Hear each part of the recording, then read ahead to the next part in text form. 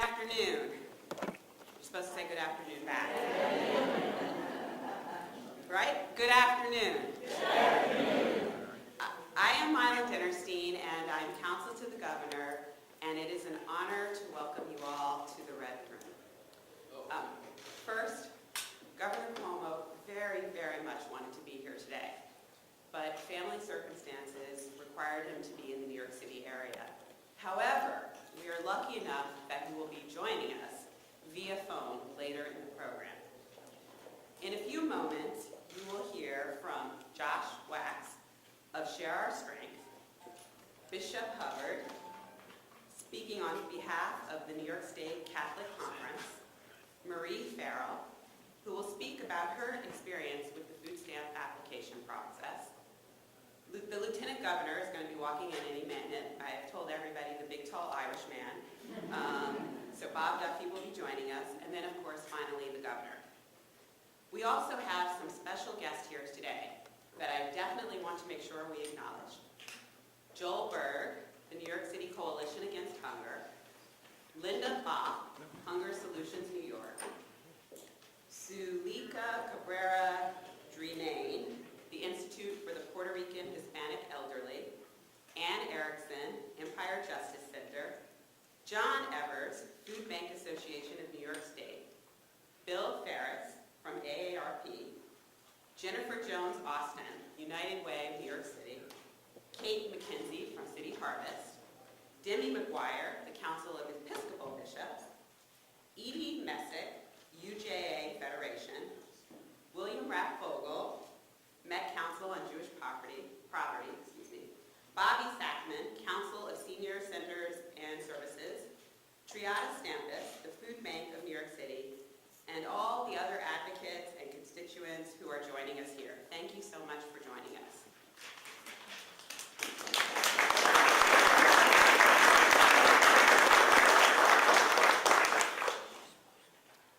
Today is a great day. Governor Cuomo is proposing a regulation that will end the finger imaging requirement for all food stamp applicants and recipients across New York State.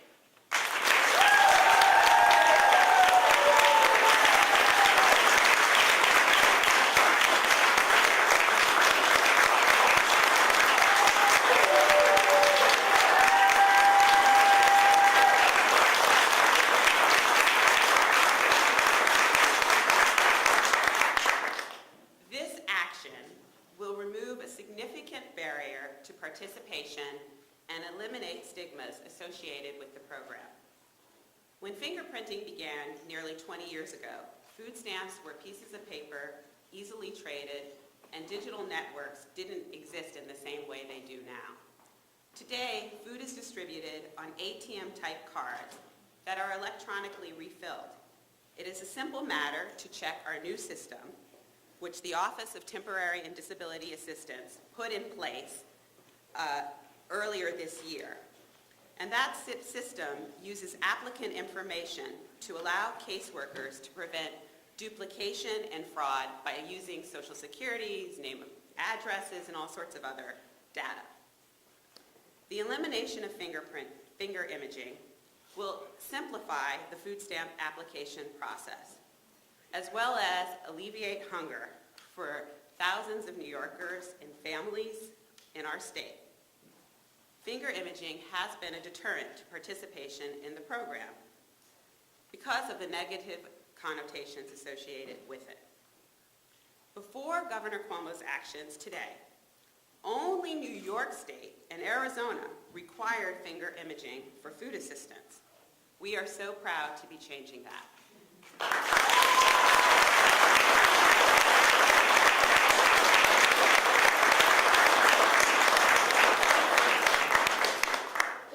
Our governor, Governor Cuomo, recognizes that as public servants, we have an obligation to provide the most basic needs to the people of our great state.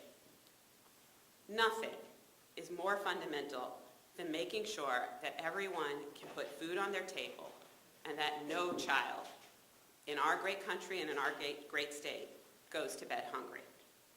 I am now pleased to introduce Josh Wax from Share Our Strength.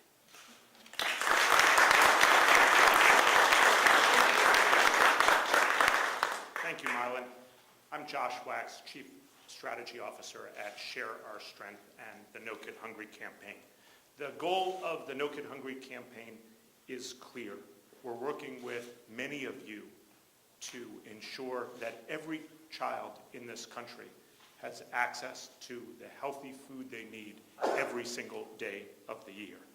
The fact is that we have the tools in New York State and in this country to help kids when their families are struggling to put food on the table. Through nutrition programs like school breakfast, summer meals, and most importantly, SNAP, formerly known as food stamps, we're able to provide much needed food to families while they get back on their feet. So today's announcement really is about the future of New York's families. Our task, collectively, is to help ensure access for those families to be able to efficiently and effectively access key nutrition programs like SNAP.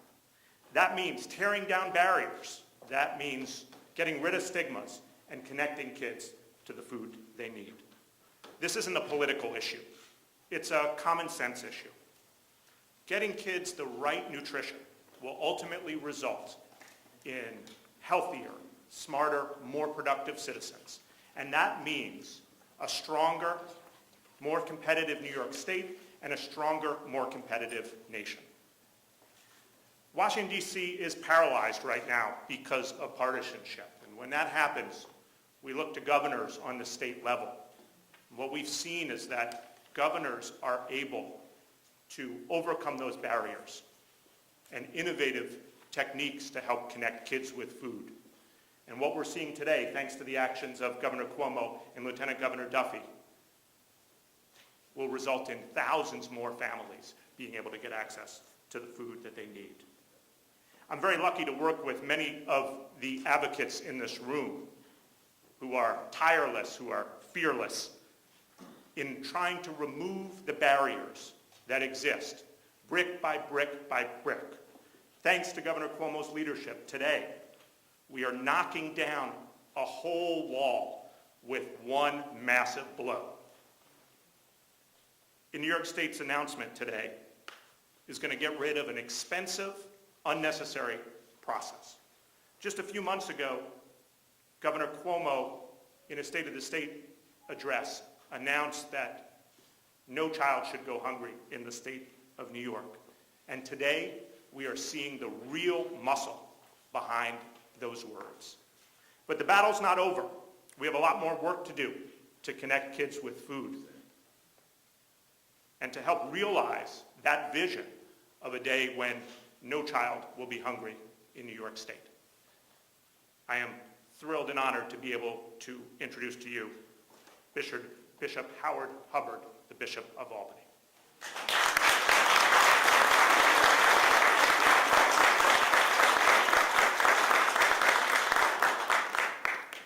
Good afternoon. It's a great joy and privilege on this very special day to join with you to commend the actions of Governor Cuomo and Lieutenant Governor Duffy. On behalf of Cardinal Timothy Dolan and my brother Catholic bishops, I commend Governor Cuomo and Lieutenant Governor Duffy for beginning the process of forbidding fingerprinting for food stamp recipients in our Empire State. Poverty and hunger are not crimes. And those who come to government for help in putting food on the table for themselves and for their children should not be treated as criminals. More than 1 million New Yorkers who are eligible for food assistance don't take advantage of that benefit, due largely to the fact because society has placed such a stigma upon it. Fingerprinting only furthers that stigma, and we bishops have been calling for an end to this process. In part, because we are living in difficult times, in our human nature, we tend to look for scapegoats.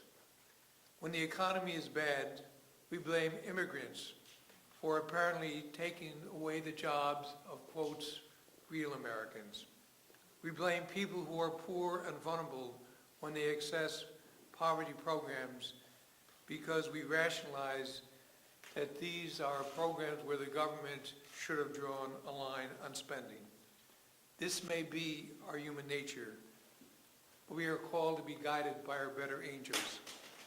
We are called to look upon God and see God in the face of the poor, the hungry, and indeed in the face of everyone. Cardinal Dolan could not be with us today, but he asked me that I read the following statement on his behalf. Governor Cuomo and Lieutenant Governor Duffy, you have taken an important step today simply by doing the right thing.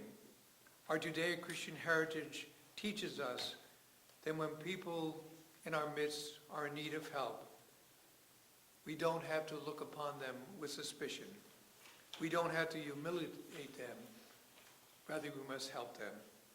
The message being sent today is that in the state of New York, there is no shame in extending a helping hand to those who are in need. Please, Governor Cuomo and Lieutenant Governor Duffy, be assured of our gratitude and appreciation for undertaking this much-needed measure. By so doing, you are inviting the entire public to recognize that a wound in one is a hurt in each.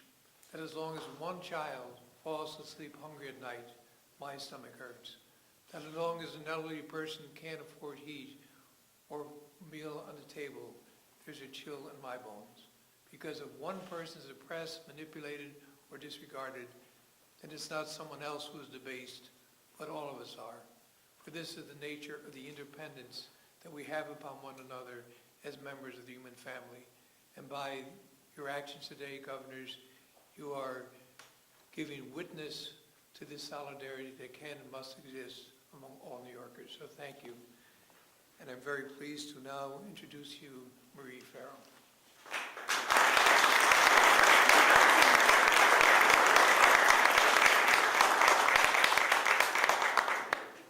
Hi, good afternoon. Thank you for inviting me to tell my story. My name is Marie Farrell, and I am on the food stamp program. 3 years ago, I moved across the country from California to pursue my acting dreams. 1 year later, while a student in acting school in New York City, I was diagnosed with breast cancer. I fought hard to balance my school with my treatment, and because I had some financial assistance from my school, I was able to graduate last year. But the treatments I underwent left me with side effects that are disabling and prevent me from working, for now.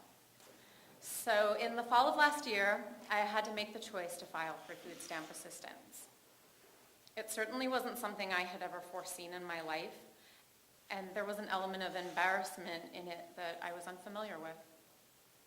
I applied online at first, but there were so many hoops to jump through, and I found it so difficult to speak with an actual person that I ended up at a food stamp office in Brooklyn. After waiting in line and filling out the forms, I was lined up again to be photographed and fingerprinted. I recall saying to the woman doing my fingerprinting that I felt like I was a criminal. And for what? Being hungry. The process and long waits at the food stamp offices, the paperwork, and often the disrespect of the workers are all things I had to go through just to put food in my stomach. The humiliation of this process and the fact that I even need to ask for help are all source thoughts with me. I don't like to ask for help. I try to be self-sufficient, but I got sick, and until I am well enough to work, I need a helping hand. What I don't need is to have my own hand smashed into a plastic screen like I'm being barcoded and tracked. I am not a criminal for needing help. So why should we continue being treated like we are? The governor recognizes the stigma that comes with fingerprinting for food stamps, and he is ending this unnecessary requirement. It is now my pleasure to introduce to you Lieutenant Governor Robert Duffy.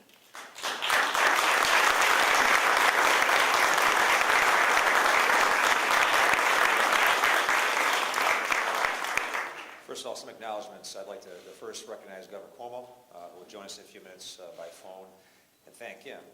I am proud to serve alongside this governor because this is one more indicator of what this governor is doing across the state. Serving people, that sometimes don't have a voice, making sure change is happening in government, making sure that we serve people that need our help the most. And today is really a historical day in many ways. To Mylan Dennerstein, our counsel, I want to thank her for her openings. We're blessed with a great counsel, and I thank her for her work on this and her opening comments.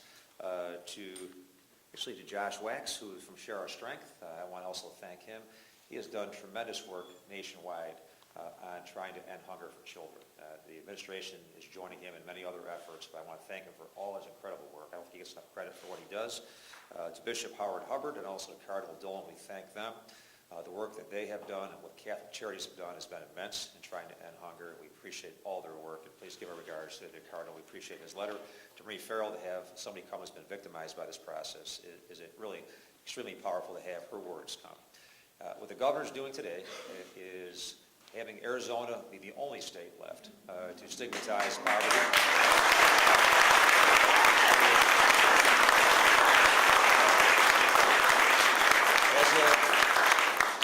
As of today, that stigma is removed. And we just heard from somebody who had to go through this. With the millions of New Yorkers who are hungry, as Bishop Hubbard mentioned, I think over 1 million, 1.4 million by our count, of New Yorkers who are eligible for food assistance who don't take it. And we often wonder because of some of the impediments that have been put in their way. For those who go to bed hungry every night, we have children, we have older citizens, we have the disabled, we have people in one of the worst economic times going hungry because of a fear of many reasons, but for most of all, being stigmatized by this rule. And there's no doubt those that made these rules didn't go to bed hungry, didn't face these same challenges. And so it really is important. We have a governor who gets it. We also want to recognize Assembly Member Keith Wright, who could not be here. Keith has done tremendous work on this effort for years, deserves a great amount of credit for joining the governor and this great team and helping make this day happen.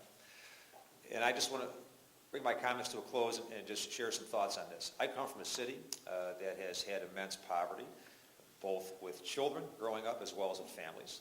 The challenges, and I've had a chance to see that firsthand. You cannot stigmatize these New Yorkers in this manner to keep people away from something they need, something as important as food, especially during these times. These economic times, there really is no way you can explain how difficult and how impactful they have been on families across the state.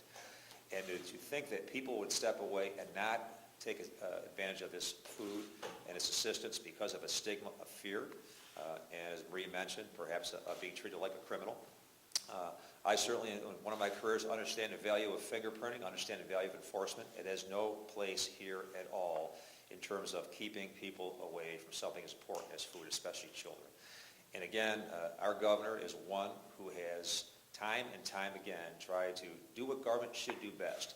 Protect those that need to be protected, serve those that perhaps are not being served well, and in this case, opening up avenues so children and families and those from our disabled community and our grandparents can end up having access to the food they need every single day. We're the greatest state in the nation, we're the wealthiest nation on earth, and we still have too many New Yorkers going to bed hungry every night. And we have a governor who gets it, a governor who has taken steps. We have great leadership. I want to thank all the advocates. I think Mylan mentioned those before, but for all the advocates who have worked so hard on this over the years and perhaps have been frustrated, we thank you. The governor thanks you, and I'd like to have you stop there. We have a very special guest, and if the technology works, he should be piped in. So I'd like to, Governor, if you're there, I want to welcome you to the Red Room. Thank you very much, Bob. Thank you, Lieutenant Governor. Can you hear me? A round of applause for Governor. Okay, I'm going to...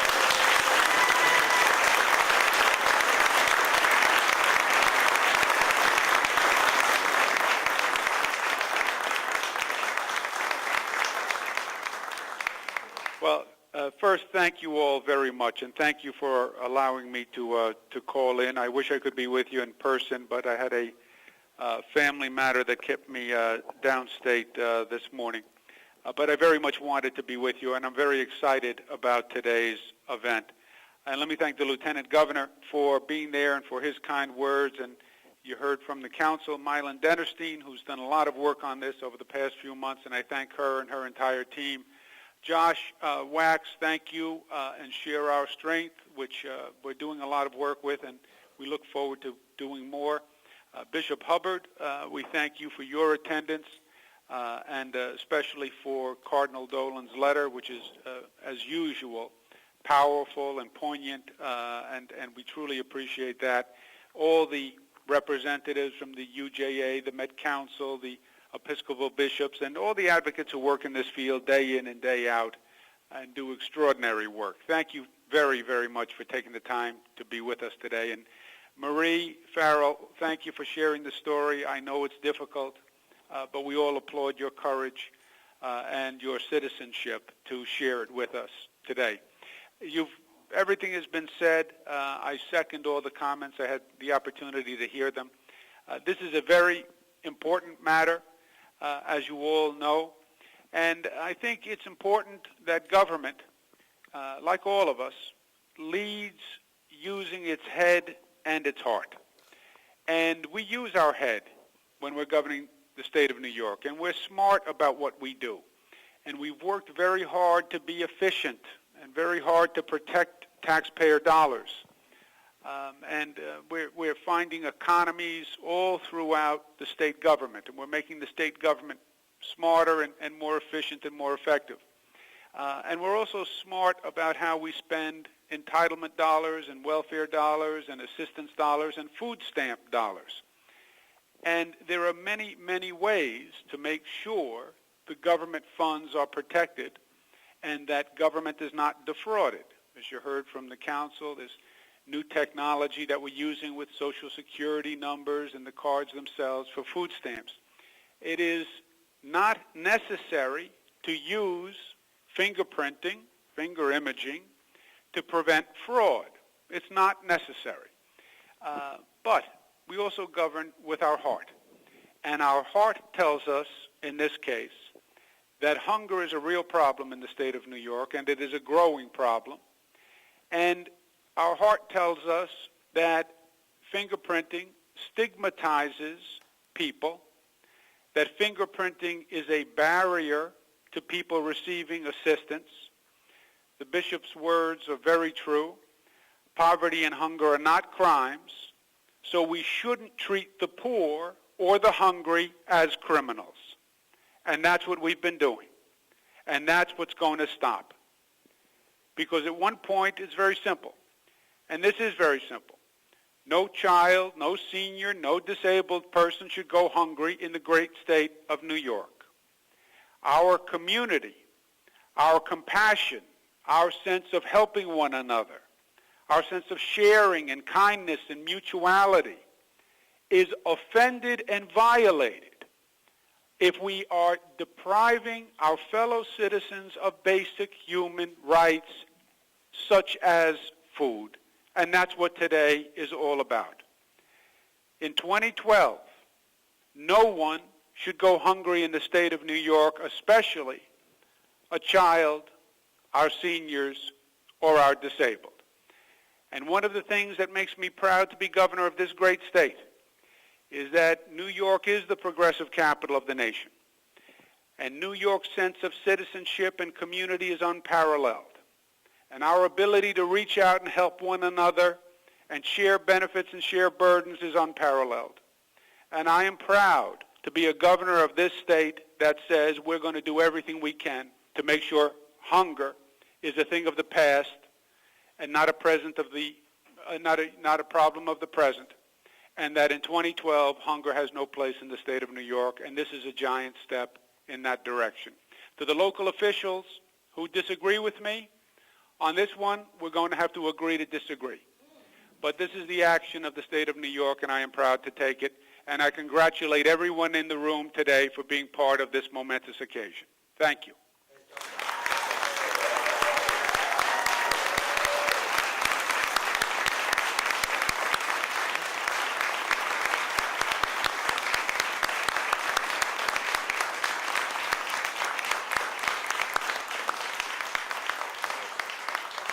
Actually, we're happy to take on-topic questions. And thank you, Governor, if you're still listening.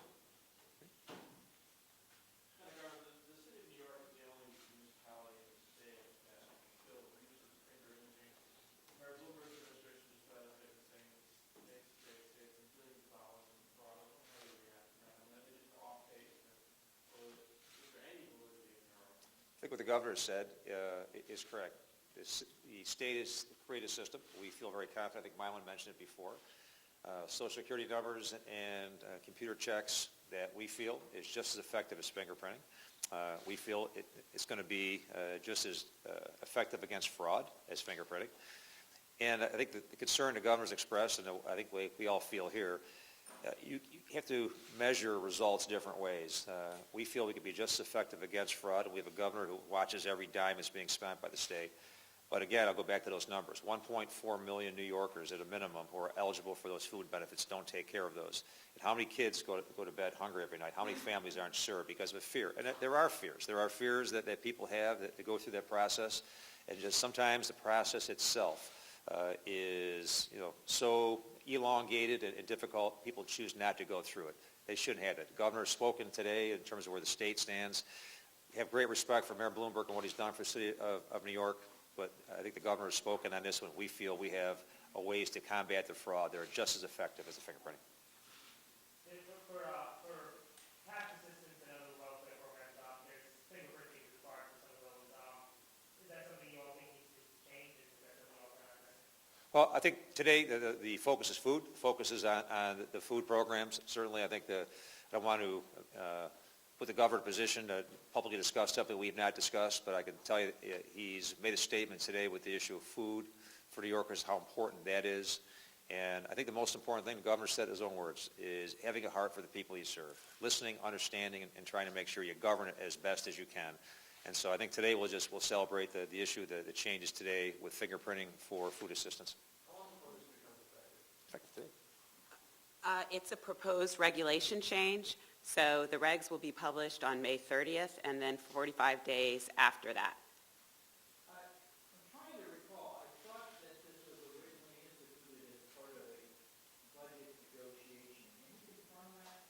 How long has it been in effect in the state? It's been in effect since 1998. I can't confirm how or why. I wasn't here then. It's not a law and have It's not a law. This is a regulation. consulted on this and have they indicated agreement? We always consult with our partners, just like we did with New York City, and I can't speak for them, but they certainly were aware of what we were intending to do, and of course, they were all present for the governor's presentation in the State of the State. How many people do we expect this to put on the state program that are currently not on? I think it's hard to assess. I think we mentioned the 1.4 million we have, probably $1 billion in returned federal funds annually that go unused. It's hard to measure. Sometimes it's hard to measure those that do not take advantage of this, but when it goes into effect, and perhaps after the first year, it'll give us a better chance to have those numbers.